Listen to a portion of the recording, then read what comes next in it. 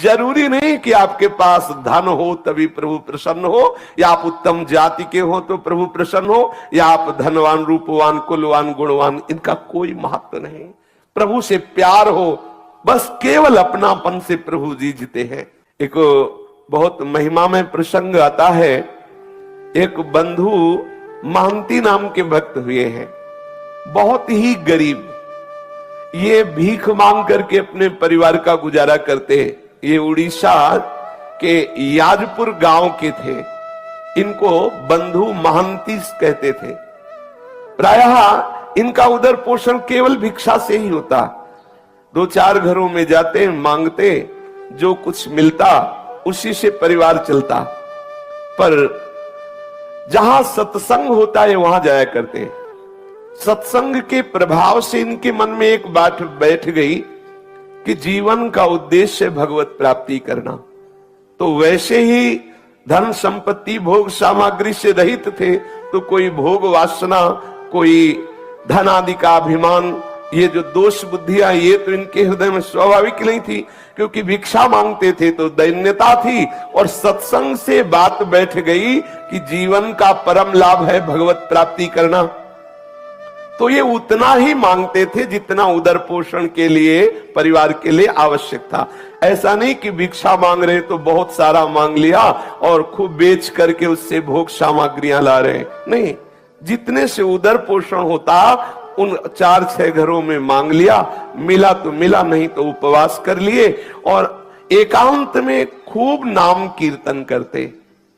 प्रत्येक साधक को अपनी दिनचर्या में ऐसा समय रखना चाहिए, वो 1 घंटा, आधा घंटा, जिसमें नाम कीर्तन हो, अति आवश्यक है।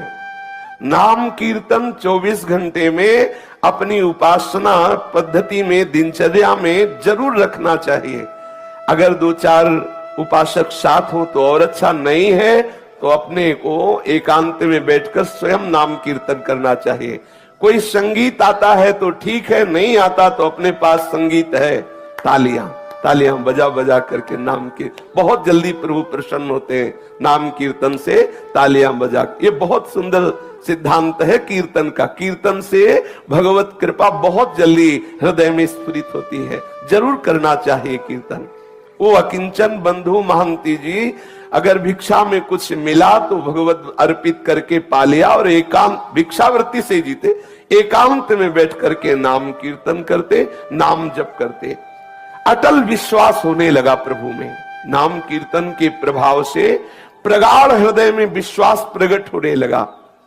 अब अपनी स्त्री को भी कहा कि देखो, मेरे हृदय में ये बात आती कि तुम यदि हमारी पत्नी हो, अर्धांगिनी हो, तो हमारी वास्तविक अर्धांगिनी बनो। हमारे हृदय में बात बैठ गई है कि भगवत प्राप्ति ही जीवन का परम लाभ है, तो तुम जैसा हम भजन करते हैं वैसा ही करो, तो तुम हमारी सच्ची अर्धांगिनी होगी। वो पतिव्रता थी, पति की आज्ञा के अनुसार उनके साथ कीर्तन में बैठने लगी। वैसे ही नाम, और ऐसा ही सबको करना चाहिए। अपने परिवार में अपने संबंधियों को भगवत नाम कीर्तन, भगवत नाम जप, भगवत सेवा के लिए प्रेरित करना चाहिए। भले वो हमारी अवहेलना करे, भले वो हमारा उपहास करे, अगर वो हमारी प्रार्थना से 5 मिनट भी भजन करने लगेंगे तो मंगल होने लगेगा। अगर वो 1 माला भी करने लगे तो हम बाजी जीत गए। हमारे परिवार के बच्चे, रिश्तेदार, नातेदार, मित्र, माता पिता, जो भी संबंधी है, अपने संबंध भाव से दुलार करते हुए उनसे प्रार्थना करें, 1 माला ही जप लो, थोड़ी देर 5 मिनट ही कीर्तन कर लो, थोड़ी देर बैठ करके भगवत चर्चा सुन लो, जिससे हमारा मनुष्य जन्म लेना सार्थक हो जाए। वही संबंधी है जो अपने संबंधी को भगवत प्राप्ति के मार्ग में लगाए। ये बंधु महंती ने अपनी पत्नी को प्यार से शिक्षा दी, जीवन का परम लाभ है भगवत प्राप्ति, उसको भी भजन में लगा लिया। अब इनके हृदय में दृढ़ विश्वास हो गया कि मुझे भगवान मिलेंगे। ये है कीर्तन और नाम जप और वैराग्य। अब उनके तो वैराग्य स्वाभाविक था, भिक्षावृत्ति से जीते बंधु महंती।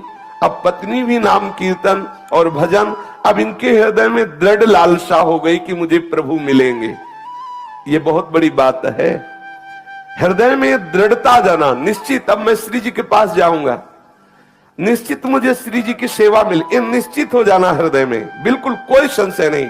तो पक्का समझो निश्चित प्रियालाल के समीप जाएगा, क्योंकि उसकी जो निश्चितता, जो विश्वास, जो दृढ़ता आई वो उन्हीं की तरफ से आई, उन्होंने स्वीकार कर लिया है।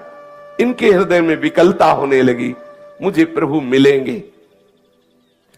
अब वो विचार करने लगे कि मुझे ऐसे भगवत भक्तों का कृपा प्रसाद मिले जो प्रभु के अनुराग में डूबे हुए हैं, कैसे प्राप्त हो, कहां जाऊं। जब भगवत मिलन की लालसा होती है तो भक्त को एक हृदय में पिपासा जागृत होती है। जहां जहां पिए की बात सुने खोजत तिन गैनन, कहां प्रीतम की बात सुनने को मिलेगी। कोई प्रीतम का प्रेमी मिले जो मेरे प्रीतम के रूप को सुनावे, प्रीतम के गुणों को सुनावे, प्रीतम की आसक्ति की बातें सुनावे, मुझे वो प्रीतम का मार्ग बता दे जिससे मेरे प्रीतम मेरे नेत्र गोचर हो जाए। नाम कीर्तन करते हुए, नाम जप करते हुए, वैराग्य पूर्वक रहते हुए सत्संग का सेवन करने से हृदय में दृढ़ता आ गई कि मुझे प्रभु मिलेंगे। फिर कब मिलेंगे, विरह व्याकुलता प्रकट हुई। ऐसा लगने लगा कि अब मैं उनके बिना जी नहीं सकता, एक पल भर के लिए अब चैन नहीं है, बिना ठाकुर के मिले अब हृदय शीतल नहीं हो सकता। अब मुझे प्रभु का साक्षात्कार चाहिए। न माता पिता भाई बंधु कुछ अच्छा नहीं लग रहा, ऐसा लगता है सब त्रास देने वाले हैं। ना घर अच्छा लग रहा है, ना कोई मित्र अच्छा लग रहा है, ना कोई संबंधी अच्छा लग रहा है। जैसे चाक घूमती रहती है ऐसे बस चित्त नंद नंदन के सी चरणों से लेकर मुखारविंद तक, मुखारविंद से लेकर सी चरणों तक चाक की तरह घूम रहा है। बस हृदय में एक ही लालसा होती है, कब वो मिलेंगे, कब मुझे हृदय से लगाएंगे, कब हंसकर कहेंगे तू मेरा है। बस इस विकलता से उस उपासक का हृदय तड़पने लगता है जो नाम जप, नाम कीर्तन, सत्संग और राग रहित होकर के समस्त संबंधों का फल है कि हमें प्रभु भक्ति में सहयोग मिले। यदि हमारी प्रभु भक्ति में सहयोग नहीं मिला तो तजिए ताहि कोटि बैरी समझद्य परम स्नेही, वो कितना भी स्नेही संबंध हो, परम स्नेही संबंध हो, हमें उसे करोड़ों दुश्मनों के समान त्याग देना चाहिए।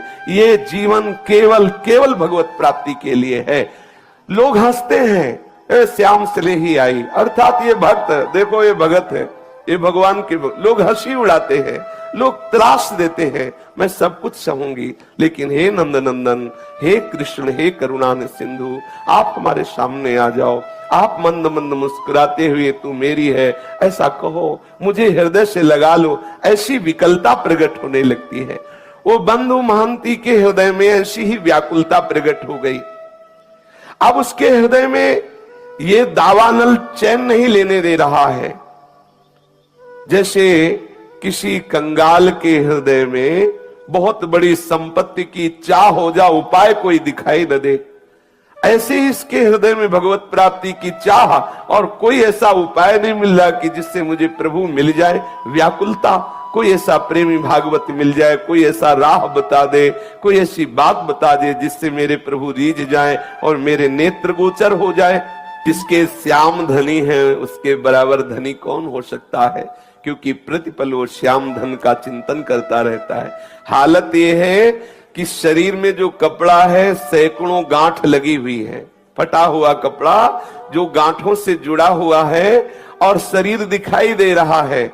ऐसा तो वो वस्त्र धारण किए, क्योंकि भिक्षावृत्ति से जीते हैं।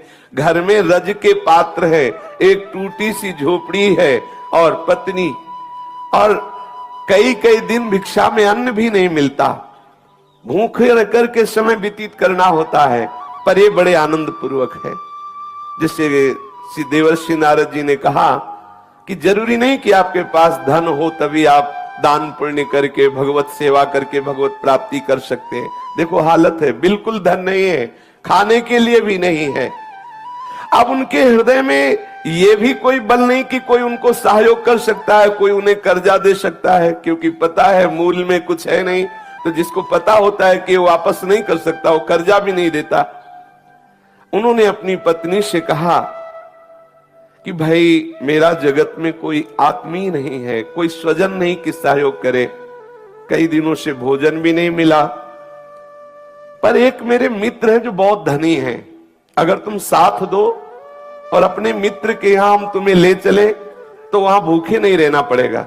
बहुत धनी है और बहुत कृपालु है और हमारा उनसे परिचय है, वो हमें बहुत प्यार करते हैं, चलोगी हमारे साथ? क्योंकि यहां तो कोई अपना है नहीं, इस याजपुर गांव में कोई मुझे प्यार करने वाला नहीं। मेरा एक मित्र है जो बहुत धनी है, मुझे बहुत प्यार करता है, वहां तुम्हें भूखे नहीं रहना पड़ेगा, कोई परेशानी रहेगी, पर 5 दिन का रास्ता है। हम लोग यदि धैर्य पूर्वक चले तो हमारे मित्र की कृपा प्राप्त होगी, सारी भूख सदा सदा के लिए मिट जाएगी। और उसका नाम बहुत मीठा है। यदि हमारा नाम है बंधु महांती तो उसका नाम है दीन बंधु। बहुत कृपालु है, बहुत दयालु है, हमें चलना चाहिए। पत्नी से कहा मुझे इस गांव में नहीं रहना। सती स्त्री पति के अधीन चलने वाली, कई दिनों से भोजन नहीं मिला। उसने कहा 5 दिनों का रास्ता है, कैसे चल पाएंगे, क्योंकि पेट में तो भोजन नहीं है, लेकिन आपकी आज्ञा है, हम जरूर चलने का प्रयास करते हैं। जो समस्त दरिद्रता और दुखों का हरण करने वाले हैं, उन प्रभु के दर्शन के लिए बंधु महांती के हृदय में वेदना हुई और वो अपने नगर से चल पड़े।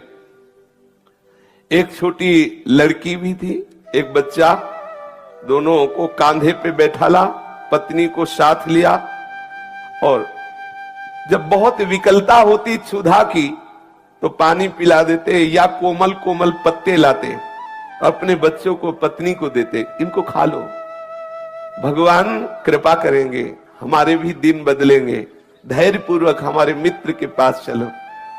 देखो जो भक्त होते हैं उनको हर परिस्थिति में अपने प्रीतम ही याद आते, जैसे सुदामा जी ने अपनी पत्नी से कहा था, है हमारे एक मित्र द्वारिकाधीश है, बहुत बड़े हैं, आप चिंता मत करो। गए तो देवराज इंद्र से भी बढ़कर के संपत्तिवान बना दिया, सुदामापुरी की रचना कर दी। भक्त का जो कुछ भी, जैसी भी परिस्थिति, वो सब प्रभु होते हैं, केवल प्रभु की स्मृति रहती है।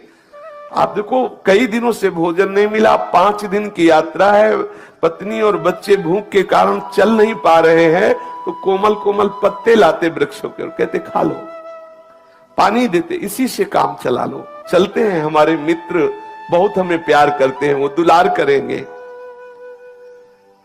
बंधु की जो पत्नी और पुत्र वो कोमल पत्ते खाते, बंधु मन ही मन रोने लगता, हे घट घट के वासी, हे अंतर्यामी, मैं तो सह सकता हूं, मेरे बच्चे मेरी पत्नी ये कैसे कष्ट में हैं, प्यारे इतनी कृपा कर दो कि मैं आप तक पहुंच जाऊं।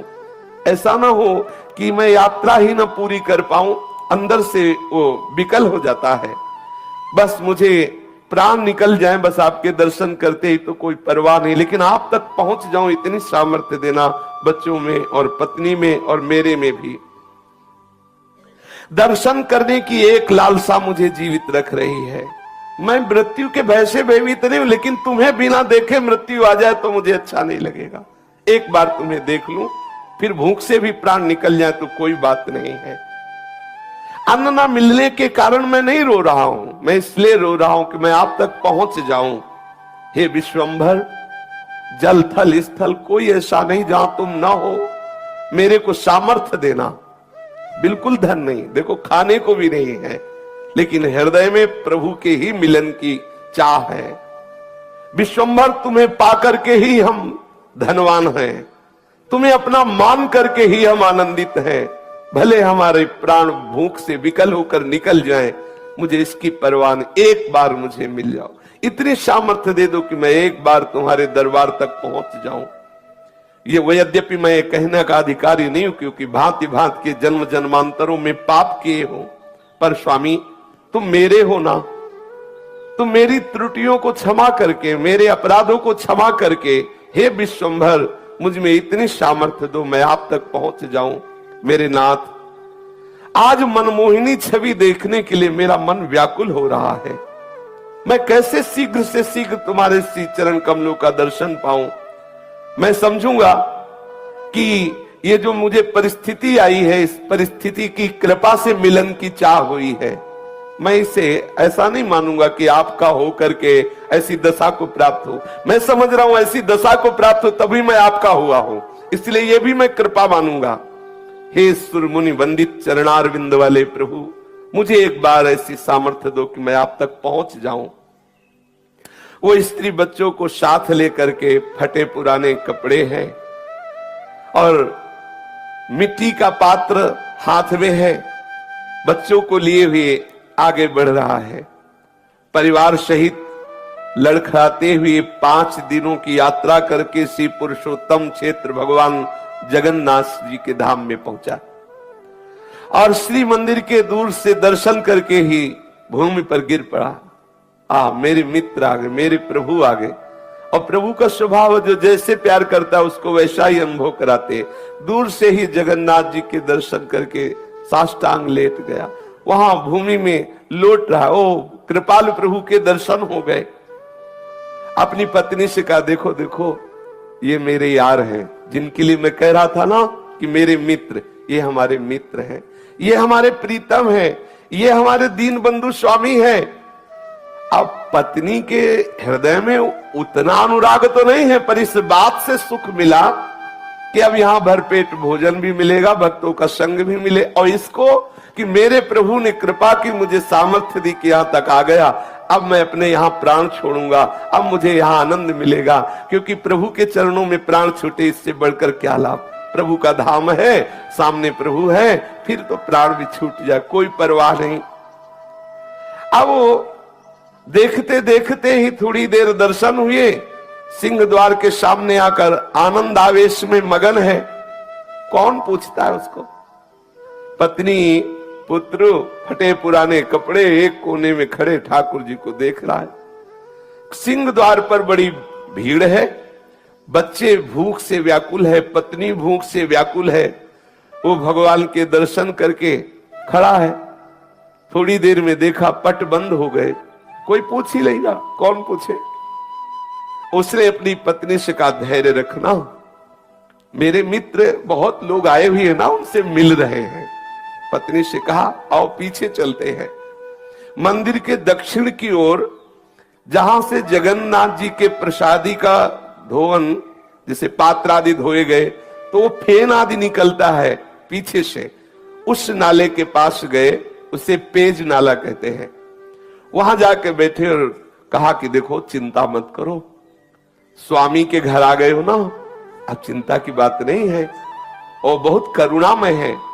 देखो ऐसा करते हैं ना, बहुत भूख लगी है ना, इसमें जगन्नाथ जी के पात्र धोए जाते हैं, प्रसादी पात्र धोए जाते हैं, ये पानी वहीं से आता है, अपने लोग पीते हैं और आनंद से बैठकर यहाँ कीर्तन करते हैं।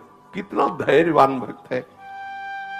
अब उसी जो ठाकुर जी की प्रसादी जल वहां से निकलता है, पात्रों का प्रक्षालन का, उसी का फेन आदि लेकर ऐसे बच्चों को पवाता है, पत्नी को पवाता है और स्वयं लेता है।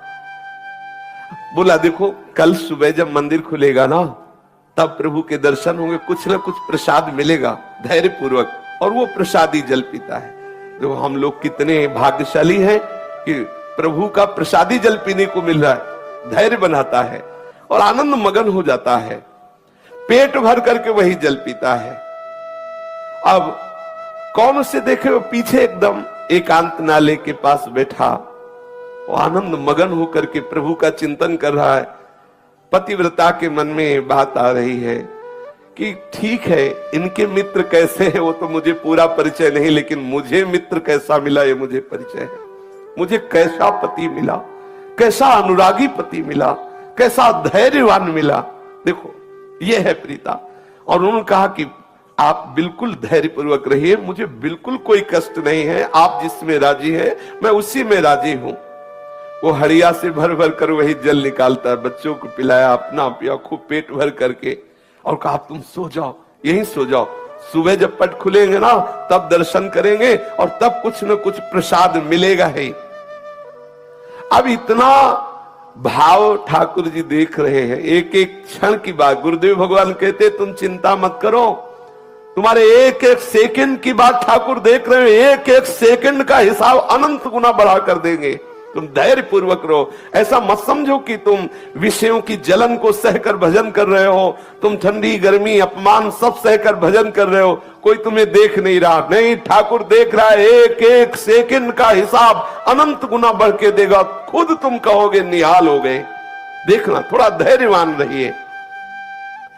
अब वो प्रभु की प्रसन्नता के लिए वहां बैठा हुआ नाम कीर्तन कर रहा है और भाव अंदर अंदर की, हे नाथ, तुम्हारे चरणों को मैं बार बार नमस्कार करता हूं। मैं कितना अधम जीव हूं, लेकिन आपने मुझे धाम बुला लिया, बिल्कुल अपने महल के समीप रखा।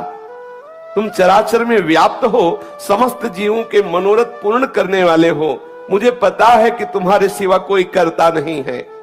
मेरे मन में कोई कामना नहीं कि मैं किसी कामना से तुम्हें ये प्रार्थना कर रहा हूं, पर प्रभु आप कृपा करो, मेरी पत्नी को ये विश्वास हो जाए कि तुम मेरे मित्र हो, तुम मेरे हो। कहीं ऐसा ना हो कि इसके मन में आने लगे कि मुझे बहला फुसला रहे, कहीं कोई भगवान नहीं, देखो यहां भी आए तो कितना कष्ट सह रहे हैं।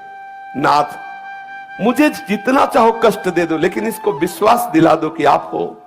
मुझे पता है आप हो, लेकिन इसको विश्वास हो जाए, क्योंकि ये मेरे ही आज्ञा से भजन कर रही है, कहीं इसका विश्वास टूट ना जाए। जगन्नाथ जी की भंडार गृह में ताला लगा हुआ है और ठाकुर जी अंदर विराजमान है, लेकिन प्रभु के लिए ना तो कोई दरवाजा है ना कोई ताला है। वो तो सर्वसमर्थ है। भक्त वत्सल प्रभु को नींद कहाने वाली वो तो सब सुन रहे हैं जो पीछे वो प्रार्थना कर रहे हैं। प्रभु ने भंडार गृह से अपनी थाल उठाई और वहां कई कई दिनों का प्रसाद रहता है। भक्तों के समुदाय आते, सबको प्रसाद मिलता है, तो वहां कई दिनों का सुंदर सुंदर खूब प्रसाद अपनी थाल में, जो ठाकुर जी का भोग लगता है जिस थाल में, उसी में सजाया और सजा करके दरवाजों में सब बंद है, ताला लगा है, लेकिन उनके लिए क्या है, प्रभु बाहर आए एक ब्राह्मण का वेश धारण किए हुए और बोले कि याजपुर गांव से वो बंधु महंती नाम का कोई भगत आया है। आवाज दे रहे पीछे। अब वहां रात्रि का समय कौन है, केवल वही तो पति पत्नी और बच्चे शहीद है। वो एकदम हड़बड़ा के आंख खोलता है, सोचा कि मुझे कौन पुकारेगा, ये हो सकता है कि मेरे नाम वाला कोई और हो, बंधु महंती।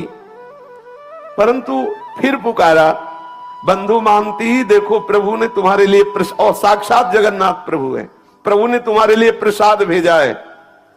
स्त्री को जगा के कहा कि ये मुझे ही पुकार रहे हैं क्या? हमें लगता है कि मुझे ही पुकार रहे हैं। फिर ऊंचे स्वर से आवाज आई, बंधु महंती ये प्रसाद लो। याजपुरिया बंधु जो पेज नाले के समीप विराजमान है वो आए और ये प्रसाद ले ले। अब तो इनको पक्का हो गया कि मुझे ही बुलाया जा रहा है। दौड़ पड़े, दौड़ गए और घबराते जा रहे हैं।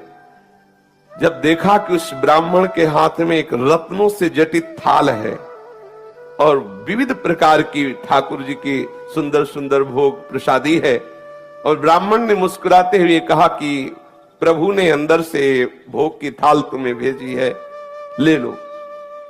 वो उसके हाथ कांप रहे हैं, विशाल थाल, इतना सुंदर भोग, हृदय विकल हो रहा। प्रभु, और ये नहीं समझ रहा साक्षात प्रभु ही है, हृदय उसका वो विकल हो रहा। प्रभु मुझे प्यार करते। पत्नी से कहा, देख देख, मैं कह रहा था ना कि मेरे मित्र मुझे बहुत प्यार करते हैं। देखो बहुत भीड़ थी ना, सब लोग चले गए, अब उनको फुर्सत मिली तो देखो भेजा ना, मैं उनकी नजर में हूं ना। देखो आनंद मगन हो रहा है। बच्चों को जगाया और ब्राह्मण ने कहा, देखो तुम आराम से प्रसाद पाओ, थाल को यहीं तुम रख देना, थाल हम समय से ले जाएंगे, तुम चिंता मत करो। अब ब्राह्मण वेशधारी भगवान ऐसा कह करके भोग की थाल दी और चले गए। और वो तो जड़ता भाव को प्राप्त हो, काफी देर तो समाधि भाव में डूबा रहा। प्रभु की कृपा में, इतने कृपालु प्रभु, पता नहीं कितनी देर तक उसकी आंतरिक ऐसी दशा रही। फिर पत्नी ने उसे बार बार स्वस्थ किया, हिला हिला के उससे बार बार स्पर्श करके जगाया, तो फिर स्वस्थ हुआ। फिर सबने बैठकर भरपेट, आज कई दिनों बाद भोजन मिला, कई दिनों बाद ऐसा प्रसाद, और स्वयं ठाकुर जी लाए तो अमृतमय प्रसाद। अब उसने विचार किया कि इस थाल को कहां पहुंचाऊं, क्योंकि ये प्रभु की थाल है। फटे पुराने चिथड़े में लपेट करके उस थाल को रख लिया कि जब सुबह होगा तब देखना, और अपने सिरहाने रख लिया, खूब आराम से सोया। अब अच्छे ऐसे ऐसे मंगल में स्वप्न आ रहे हैं उसको, ठाकुर जी की ताल, ठाकुर जी का प्रसाद, बड़ा आनंद। वहां कोई तमोगुणी निद्रा थोड़ी उसके हृदय में है। अब भगवान का वो रत्न थाल सिर पर रखे हुए ये तो सो रहा है, और उधर ठाकुर जी के जब सेवा के लिए पट खोले गए और भंडार खोला गया तो देखा गया कि भंडार की सब सामग्री अस्त व्यस्त, ताला खुला हुआ, थाल गायब, काफी प्रसाद इधर उधर। विचार किया कि बहुमूल्य रत्नों का थाल कहां चला गया, और ये सब कौन अंदर भंडारे में घुसा। अब ठाकुर जी जो मनाया जहां से आया था तो अपने आप दिखाई दे रहा था, और सब इधर उधर फैला भी दिया, ठाकुर जी है। अब आपस में सब सेवक जन इकट्ठे हुए और एक दूसरे से पूछा कि हाँ आप आए थे, आप आए थे। उनका ऐसे क्यों आएंगे, हमारे लोगों की सेवा है तो हम कोई ऐसा थोड़ी कि कुछ चुरा के ले जाएंगे, वो तो अपने लोगों में कोई नहीं, कोई बाहरी ने चुराया। अब वहां सब शोर मच गया, ठाकुर जी के भंडार का ताला टूट गया, कोई चोर थाल चुरा ले गया और प्रसाद भी चुरा ले गया।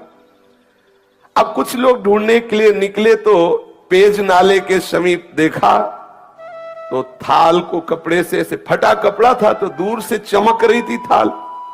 अरे लोग आए, बोले देखो देखो ये चोर है। ये माल भी चलाते, पिटाई भी करवाते हैं। बोले देखो ये चोर है, ये स्त्री और बच्चों के सहित पकड़ो पकड़ो। वो तो बढ़िया प्रसाद मिला था, थके थे ही, खूब अच्छे से आनंद से सो रहे थे बच्चे और पत्नी। अब वहां हल्ला मचे तो सब उठे आंख मीचते हुए, कुछ बातचीत नहीं, पिटाई शुरू।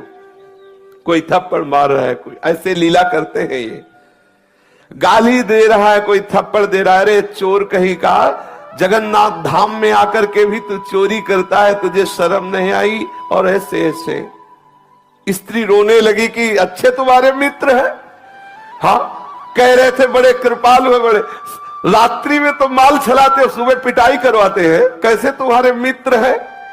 अब वो जैसे ही थप्पड़ पड़ता है, जय जगन्नाथ, जय गोविंद, जय गोविंद, ये ठाकुर जी ये भी देखते हैं ना, माधवदास बाबा की भी पिटाई करवाई, ये ऐसे तैयार रहे ना। अगर फूल माला पढ़ के जय हो तो कभी ऐसा भी अवसर आ सकता है कि पिटाई का भी स्वाद, तो तैयार रहे ना। ठाकुर जी के पार्षदों को ये दोनों चीजें इसीलिए मिलती हैं कि उन दोनों से परे स्थिति को प्रदान करते हैं, देखते हैं अब क्या है, अब कितनी स्थिति है, कितना धैर्य है, कैसे विचार हैं। ऐसा कभी संयोग मिले तो प्रभु कृपा प्रसाद मानकर सह जाना। आप देखना आपकी हृदय की भूमिका कैसी बढ़ती है, आप कैसी भक्ति की उत्तम भूमिका में पहुंचते हैं। कभी ऐसा मत सोचना कि ठाकुर जी ऐसा क्यों कर रहे हैं, सच्ची मानिए। अब उसको तो जब पीटा जा रहा है तो बड़े आनंद में प्रेम सागर में मगन होकर के बोल जय जगन्नाथ, जय गोविंद, जय गोविंद। मानो गीता जी का सूत्र उसके जीवन में प्रकाशित हो रहा है, यस्मिन स्थितो न दुखेन गुरुणापि विचाल्यते। कैसी भी भयंकर दुख की स्थिति हो, भक्त कभी विचलित नहीं होता। कोतवाल ने पूछा कैसे तुम्हें थाल मिली, तो उसने कहा विचार कीजिए, मुझे तो पता भी नहीं कि थाल कहां रहती है, मुझे पता भी नहीं कि भोग कहां रहता है। मैं तो याजपुर गांव का हूं, वहां से यहां दर्शन करने आया था। कोई रात्रि में एक ब्राह्मण आया था, उसने मुझे थाल दिया, प्रसाद दिया। वो पुजारी ब्राह्मणों को दिखाते, इनमें से कोई ना, इनमें से कोई नहीं था वो। और अरे बोले तुम झूठ बोलते हो। तब वहां जो बड़े बड़े अधिकारी जन भी, उनका बात तो उसकी समझो, वो कैसे घुस जाएगा। अगर वो घुसा होता वहां जहां भंडार है तो प्रधान गेट का भी ताला तोड़ा गया होता। प्रधान गेट में तो वैसे ही ताला लगा हुआ है। तो ये थाल और ये प्रसाद, अब जो बाहरी लोग आते हैं, अरे देखो इस नीच को, वैसे ही कैसा दरिद्र है, और जगन्नाथ जी की चोरी की, अरे ये तो बहुत ऐसे, वो अंदर अंदर प्रसन्न होता कि वारे प्रभु, वारे लीलाधारी, तुम्हारी बड़ी विचित्र लीला है। बंधु ने जब देखा कि बहुत बात बिगड़ रही, पत्नी बहुत क्लेशित हुई, तब कहा देखो प्रभु, मैं वैसे तो अपराधी हूं, वैसे तो मुझे दंड मिलना ही चाहिए, क्योंकि बहुत जन्मों से अपराध किए, पर नाथ आप ये देख लो कि आपकी कृपा पर कहीं मेरी पत्नी को अविश्वास ना हो जाए, ऐसी कोई परिस्थिति न डाल देना जिससे उसको अविश्वास हो जाए। कृपा सिंधु, आपको जो चाहे सो करो, मुझे पता है आपकी हर एक चाल पता है। जमूरे को पता होता है बाजीगर अब कौन सा खेल खेलेगा, उसको नहीं कोई भ्रमित कर सकता, क्योंकि वो जानता है प्रभु के चिंतन के प्रभाव से प्रभु की हर बात उसके हृदय में स्फुरित होने लगती है। जो प्रभु का जन होता है, भक्त होता है, जैसे नरसिंह भगवान के क्रोधावेश से बड़े बड़े ईश्वर कोटि के महापुरुष भी डर रहे हैं, लेकिन प्रहलाद जी को कोई भय नहीं है, वो तो दौड़ते हुए प्रभु की गोद, क्यों जान रहे मेरे प्रीतम प्रभु है। अब श्री जगन्नाथ जी महाराज नवीन लीला की, जो प्रताप रुद्र राजा थे जगन्नाथपुरी के, वो महल में सोए हुए थे। जगन्नाथ प्रभु गए और कर्कश स्वर में कहा कि प्रताप रुद्र भी ये बहुत बड़े भक्त हुए हैं, महाप्रभु चैतन्य देव की कृपा प्राप्त हुई है। बोले कि तुम यहां चैन से सो रहे हो, मेरे भक्त को दुख दिया जा रहा है और तुम यहां शयन कर रहे हो। तेरे कर्मचारी उस भक्त की पूजा ना करके उसको गालियां दे रहे हैं और उसको पिटाई करने की सोच रहे हैं, उसको थप्पड़ भी मारे। जानते हो मैंने स्वयं थाल दिया है, मैंने स्वयं प्रसाद दिया है, और वो मेरा बहुत प्रेमी है, मेरा परम भक्त है। देखो जल्दी से जल्दी जाओ और क्षमा मांगो जाकर के, क्योंकि तुम राजा हो, तुम्हारे राज्य में यदि ऐसे भक्त का अपमान होता है तो तुम्हें हम दंड देंगे। क्योंकि अब बड़े लीला बिहारी, एक तरफ तो पिटवाई करा रहे हैं और एक तरफ राजा से चरण पूजवाए, यही इनकी लीला है। यही बड़ी विचित्र लीला, कैसे वो कहां परिचय बना के कौन सी लीला करते हैं, ये किसी की समझ में आने वाली नहीं। तू भला चाहता है तो तत्काल जा और सम्मान पूर्वक प्रणाम करके, आज से हमारे मंदिर का हिसाब किताब का पूरा अधिकारी वही होगा। ठाकुर जी ने आदेश कर दिया, आज से नीलाचल नारायण का आदेश है। जगन्नाथ जी ने कहा मेरा आदेश है कि मेरे संपूर्ण मंदिर का हिसाब किताब उसके हाथ, उसी के दस्तखत से सब सारी बात होगी। इतना कहकर प्रभु अंतर्ध्यान में, राजा तो हड़बड़ा करके उठा, तत्काल पोशाक धारण की, घोड़ा मंगवाया और वहां पहुंचा और जाकर सबसे स्वप्न की बात कही और हाथ जोड़ करके प्रणाम किया साष्टांग बंधु महांती को। ध्यान से सुनिए, राजा ने साष्टांग प्रणाम किया और हृदय से लगाकर कहा जो कुछ भी आपके साथ हुआ हो हमें क्षमा कीजिए। और सबको आदेश किया कि जगन्नाथ जी का सीधा आदेश है कि आज से मंदिर का पूर्ण अधिकारी यही होगा, इसी के दस्तखत से सब होगा। अब वो तो हाथ जोड़े खड़े हैं, फटे पुराने कपड़े हैं, कैसा हृदय इनका दैन्य भाव से युक्त हो, कैसा पद दिया। राजा ने विनय की और कहा कि जो हमें प्रभु ने आदेश किया है उसे आप स्वीकार करें। आज भी बंधु महांती के कुल परंपरा से वही सेवा करते चले आ रहे। जगन्नाथपुरी का हिसाब किताब उन्हीं के दस्तखत से होता है, उसी बंधु महांती के जो लड़के बच्चे परिवार कुल परंपरा के आज भी वही है। तो जरूरी नहीं कि आपके पास धन हो तभी प्रभु प्रसन्न हो, या आप उत्तम जाति के हो तो प्रभु प्रसन्न हो, या आप धनवान रूपवान कुलवान गुणवान, इनका कोई महत्व नहीं। प्रभु से प्यार हो, बस केवल अपनापन से प्रभु जी जीते हैं। शेष चर्चा के श्री राधा वल्लभ लाल की।